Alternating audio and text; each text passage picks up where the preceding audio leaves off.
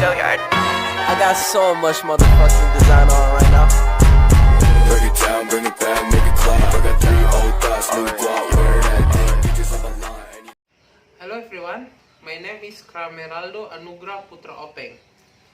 I will from class C.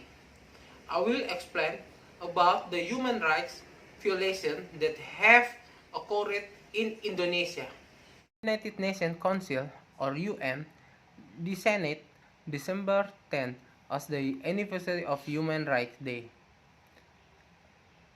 The United Nations adopted the Universal Declaration of Human Rights. The Universal Declaration of Human Rights explained that everyone has the same position before the law and has the right to legal protection without discrimination, regardless of race, skin, color, religion, gender, language, politics, nationality, property, and birth. Our countries, including Indonesia, commemorated International Human Rights Day on 10 December. However, law enforcement for crime against humanity in Indonesia is considered to be far from burning.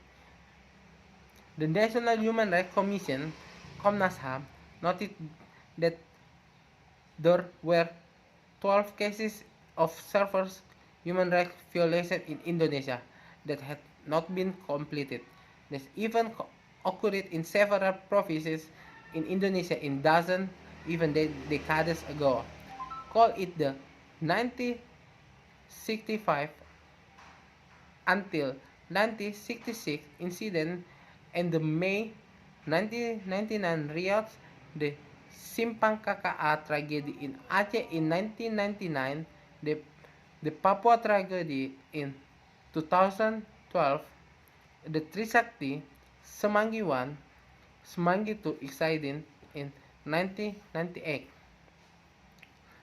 There are a number of factors that cause severe human rights violations in Indonesia to be resolved, one of which is the lack of data and documentation of the number of victims, said Andreas Sarsono, an Indonesian researcher from Human Rights Watch. HRW is a not-governmental international organization that conducts research and advocacy on human rights. There is no data on people being killed, raped, persecuted, tortured. There is data, but later there is no tradition of doing documentation, Andreas said when met by Dewa Indonesia at his residence.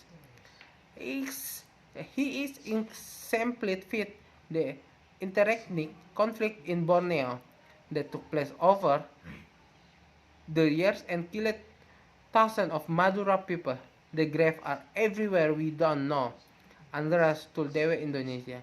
He added that this happened because there was not law at the emphasized the importance of documentation. The quality of higher inflation, the quality of the officials such as police or prosecutors is one of the slow causes of handling human rights violations in Indonesia, Andreas said. In addition, what is also no less important is the quality of journalism. He argued that journalists' understanding of human rights standards is still relatively low. In fact, journalism plays a very important role in human rights enforcement. If the reporters are informed, the quality information provided to the public is also lacking, Andreas explaining. The low quality of information results in weak public opinion or many result in weak democracy. Indonesia activist Omar Munir, the government keep caning. Can human rights Munir Talib murder cases be resolved? Human rights activist Munir Talib died on flight to the Netherlands on a Garuda plane. The result of an autopsy in the Netherlands stated that the Munir died after drinking a drink sprinkled with arsenic poison.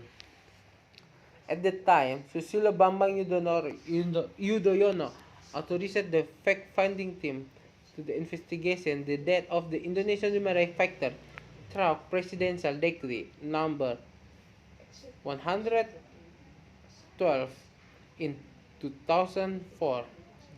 The Munir case, TVF committed 6 names suspected of being involved in murder case for people from Garuda and 2 names from the State Intelligence Agency or BIN.